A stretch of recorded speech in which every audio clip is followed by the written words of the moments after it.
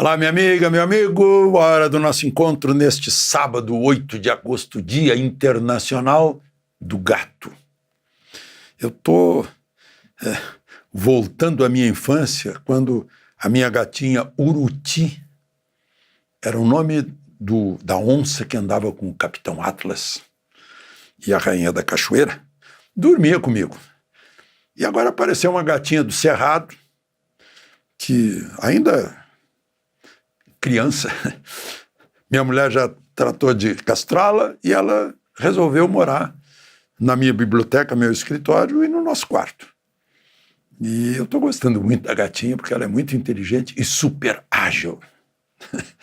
Então, minha solidariedade aí a todos que estão comemorando hoje o Dia do Gato. Vamos falar de outros gatos agora. Gatos humanos que roubaram vidas.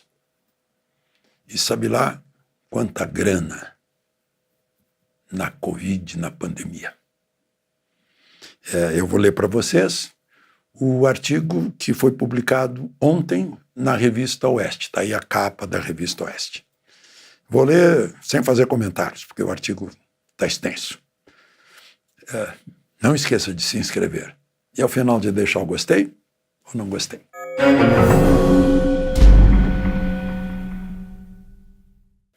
Bom, o título é, obviamente, Os Genocidas. O diário do Dr. Fauci abriu-se como uma caixa de Pandora, revelando-se alguns dos males pelos quais ele fora preventivamente perdoado, ampla e incondicionalmente, por tudo o que fez desde 2014 frente ao National Institute of Allergy and Infectious Diseases, Instituto Nacional de Alergia e Doenças Infecciosas, como conselheiro médico do presidente e como conselheiro médico do presidente Biden.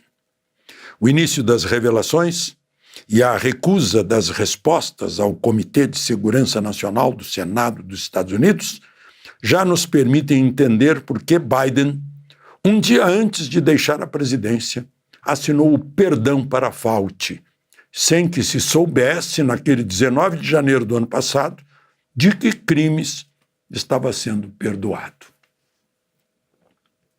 O brilhante economista Thomas Sowell, também filósofo, mostrou-se um clarividente. Em seu livro de 1995, The Vision of the Appointed, aqui traduzido como Os Ungidos, da editora LVM, ele prevê mais de 30 anos antes o que foi feito na pandemia da Covid. Ele descreve o padrão do fracasso dos que se sentem ungidos para salvar a humanidade, enquadrando-a na sua régua ideológica, que ainda não se denominava em 1995 de woke. Os ungidos desafiam a realidade, apoderando-se de estatísticas. Como a realidade sempre vencerá, falsificam os fatos e compram versões para que seus dogmas sobrevivam. Sowell explicou um quarto de século antes de confirmado o primeiro caso de Covid, que num primeiro estágio, ante uma situação negativa que os ungidos se propõem a eliminar, criam uma crise para demonstrar que haverá uma catástrofe mundial e que só eles podem enfrentar com seus métodos. No segundo estágio, eles impõem as soluções. Os que têm soluções melhores são negacionistas. No livro, esses são chamados de simplistas, por um caso complexo, desonestos e com propostas absurdas. No terceiro estágio, os resultados se revelam danosos. Aí, os ungidos não aceitam ser responsabilizados pelo fracasso. O quarto estágio é quando os ungidos, com seus dogmas, insistem nos erros e criam a mentira de que os seus críticos é que são responsáveis pelos resultados e que, de fato, se eles, ungidos, não tivessem agido, os resultados teriam sido piores. Estamos neste quarto estágio. Tudo isso serve para outra crise, a do clima. Aquecimento global rendeu bilhões de dólares e, tal como na Covid, impôs medo à população. Como os fatos desmentiram o aquecimento, inventaram a atual emergência climática. As enchentes no meu Rio Grande do Sul não são causadas pela falta de dragagem dos rios, mas pela emergência climática. Nos meus 86 anos, eu me lembro muito bem dos verões ferventes da minha infância, dos terríveis agostos e setembros de enchentes, em que eu mesmo, menino, me deliciava. Acompanhei de perto a pandemia, porque minha mulher é médica e logo recebeu o convite para se integrar a uma corrente nacional de colegas que procurava desvendar a novidade e aprender a vencê-la. Como se soube pelos diários do Dr. Fauci, não foi uma evolução natural, mas um salto genético que gerou o vírus saído de Wuhan, China. Isso era proibido dizer e caía na censura. Lembro-me que, em meados de maio de 2020, uma ex-secretária da irmã médica de minha mulher ligou desesperada. O marido fora internado com Covid no Hospital Regional de Santa Maria, aqui. Estava à beira da morte na UTI. Naquela época experimentava-se hidroxicloroquina com azitromicina e corticoide, mas não em hospital público, que usava paracetamol e dipirona. O primeiro desafio foi encontrar hidroxicloroquina nas farmácias, que recolheram o medicamento por medo da televisão, que arengava não haver tratamento.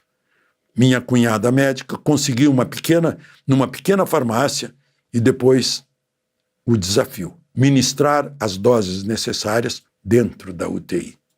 Uma operação clandestina conseguiu. Todos os dias recebemos foto do Marcos Vinícius, agora já sem a traqueostomia. E o marido da secretária, motorista de Uber, saiu da UTI no dia 31 de maio de 2020, sob os aplausos nossos à distância. Foi uma vitória, uma vida salva. Por que não milhares? Em abril de 20, em Manaus, fizeram uma experiência que imita Herr Dr. Josef Mengele. Entupiram pacientes cobaias com hidroxicloroquina em doses cavalares para desacreditar o medicamento usado há séculos. Os responsáveis por 11 mortes não foram levados a tribunais. Eu usei cloroquina preventivamente contra doenças tropicais quando cobri a guerra em Angola em 1982, sem efeito colateral algum. A médica Karine Petri, em junho de 2020, tomou a iniciativa e convenceu minha mulher de que eu poderia reunir médicos que tiravam lições do tratamento de todas as partes do mundo, revisando tudo o que se sabia sobre a gripe. Era uma gripe que eliminava o paladar e o olfato e atingia os pulmões com tromboses. A doutora Karine já reunia muita gente de todos os pontos do país, médicos, que estavam aprendendo na cabeceira dos pacientes. Dia 27 de junho de 2020, foi ao ar ao vivo uma mesa redonda daqui, chamada de Covid-19, Tratamento para Salvar Vidas, com as doutoras Nise Yamaguchi, Luciana Cruz, Alexandra Mesquita, Karine Petri, a organizadora, e os doutores Anthony Wong, que já faleceu, Cássio Prado e Roberto Ceballos, no meu canal do YouTube, e eu mediei. Logo passou de 1 milhão de visualizações. Cada um contava a sua prática sobre o que estava dando certo. O doutor Cássio Prado, prefeito de Porto Feliz, São Paulo, mostrou como evitou a Covid em seu município pela distribuição de ivermectina. Depois, a doutora Karine convidou para outro programa as doutoras Roberta Lacerda, Rio Grande do Norte, Marina Bucar, do Piauí, que pesquisava na Espanha, doutora Raíssa Soares, da Bahia, de Porto Seguro, Luciana Cruz, de Belém, onde a distribuição de ivermectina evitou uma catástrofe chamada de Milagre de Belém. E os doutores Francisco Cardoso, Ricardo Zimmermann, de Porto Alegre, Flávio Cadejani, de Brasília. A doutora Lucy Kerr acompanhou a distribuição de ivermectina em Itajaí e demonstrou os resultados. Os resultados comprovavam a eficácia do tratamento e o grupo de médicos que aplicavam o truísmo de que a clínica é soberana estavam vencendo a Covid, a despeito da gritaria bem montada da mídia de que não há tratamento. O grupo se tornou o Médicos pela Vida, que chegou a 20 mil integrantes médicos. E eu fico pensando, né, o Dr. Fauci lá escondendo os resultados. O Conselho Federal de Medicina defendia o direito do médico de prescrever e do paciente de recusar. Cada médica já havia curado centenas de pacientes. Minha mulher passava o dia envolvida com pacientes. Nenhum precisou ser hospitalizado. A Raimunda, que cuida do meu apartamento na cidade, né, só comunicou o Covid quando já estava no 8º dia de sintomas. Minha mulher ficou assustada. A doença já deveria estar nos pulmões, mas imediatamente aplicou o protocolo. E em 5 dias ela já estava bem. O protocolo estava sendo confirmado na prática. Ciência é assim, experimenta-se. O que funciona é aproveitado. O que não funciona é descartado. Em julho daquele ano, perdi um grande amigo, que chegou ao posto máximo no Exército. Traduzia Churchill para editoras do Rio e São Paulo. Foi internado em hospital federal. Minha mulher tentou tratá-lo, mas foi impedida. Fui ao ministro da Defesa, pedi que ajudasse a salvar a vida de um colega dele, mais antigo. Ele me respondeu que não poderia interferir no corpo clínico do hospital. Em agosto, o presidente Bolsonaro recebeu o grupo de médicos para um almoço no Palácio do Planalto. Eu estava lá. Queria orientação sobre o tratamento. Mas ele, presidente, é que era o alvo, e não o vírus da Covid.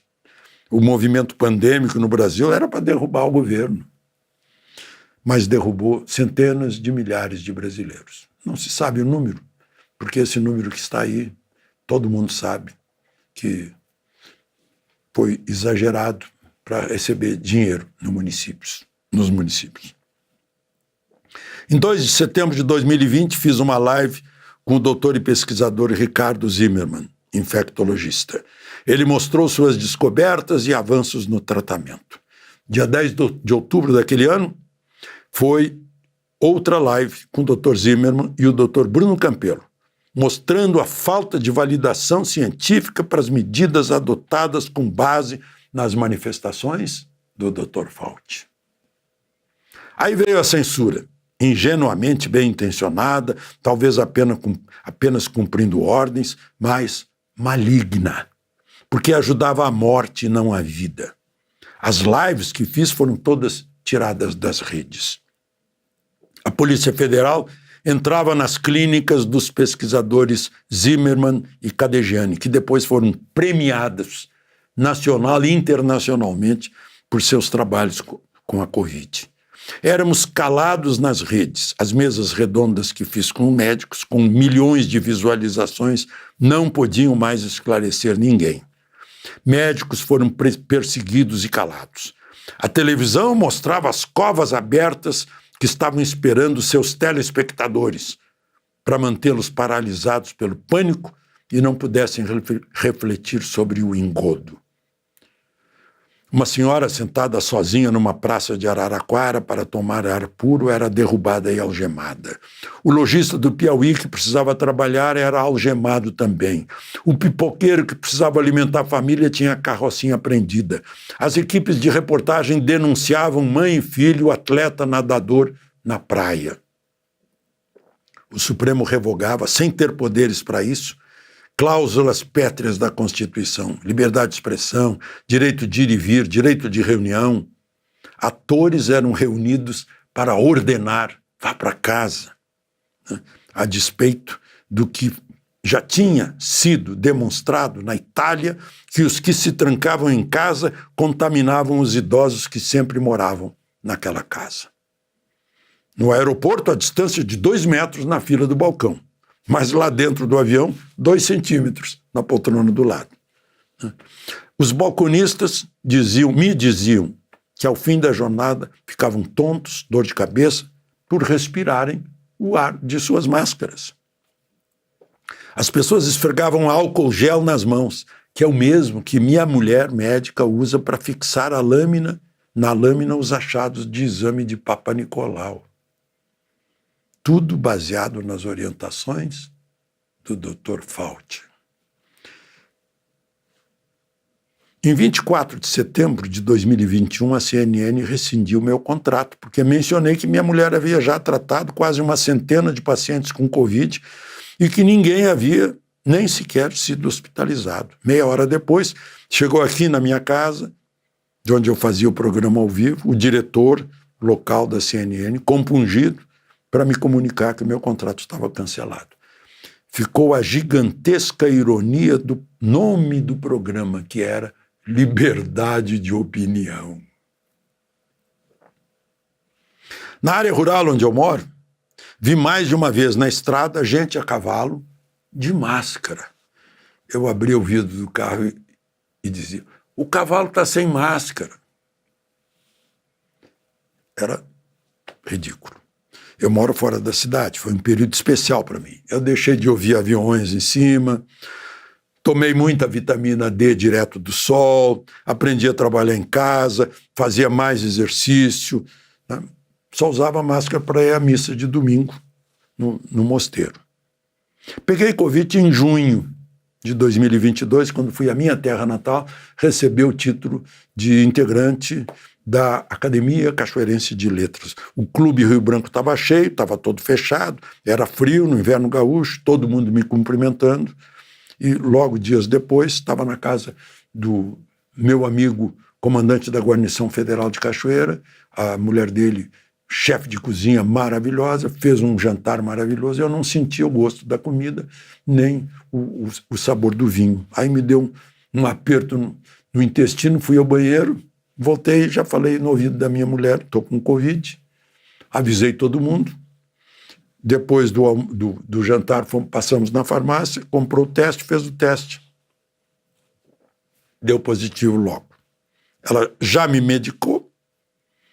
Nos dias consecutivos eu continuei trabalhando, continuei fazendo exercício, não teve nenhuma interrupção, só fiquei no quarto, porque estava uma tragédia, um pânico, né? Fiquei no quarto. Depois, exame de sangue, não tinha mais nada, fomos embora, né? Minha mulher também pegou, claro, ela ficou com sequelas mais algum tempo, né? De desânimo, fraqueza, inapetência, mas depois passou também. Isso é muito melhor do que entubar e ventilar e tomar paracetamol, né? Informo que cada vez que eu vou de avião fechado, um dia antes eu tomo preventivamente a ivermectina. Quando a pandemia passou, fizeram uma CPI no Congresso, pois o objetivo era pegar Bolsonaro. Não tinha sido atingido. Foi um circo. Senadores como Otto Alencar, que é médico, Omar Aziz, Elisiane Gama, além de Renan Calheiros, só faltavam agredir fisicamente as pessoas chamadas a depor que defendiam o tratamento. Eles, senadores, estão protegidos pelo artigo 53 da Constituição, né? Eles têm inviolabilidade penal e civil por quaisquer palavras ou opiniões. Mas quem foi contra o tratamento, principalmente a mídia, é responsável por milhares de mortos. Responsável moralmente, no mínimo. É a mesma mídia que faz extensas reportagens sobre curandeirismo, descobertas contra o câncer por raízes, folhas, né? Agora ainda nega a evidência, até agora, a evidente eficácia do tratamento que curou tanta gente e evitou tanta morte.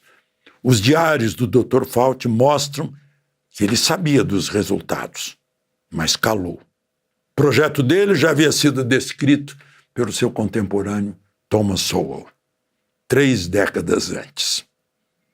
Mas a história irá cobrar, deles todos, se é que suas consciências já não estão cobrando. De Brasília, Alexandre Garcia.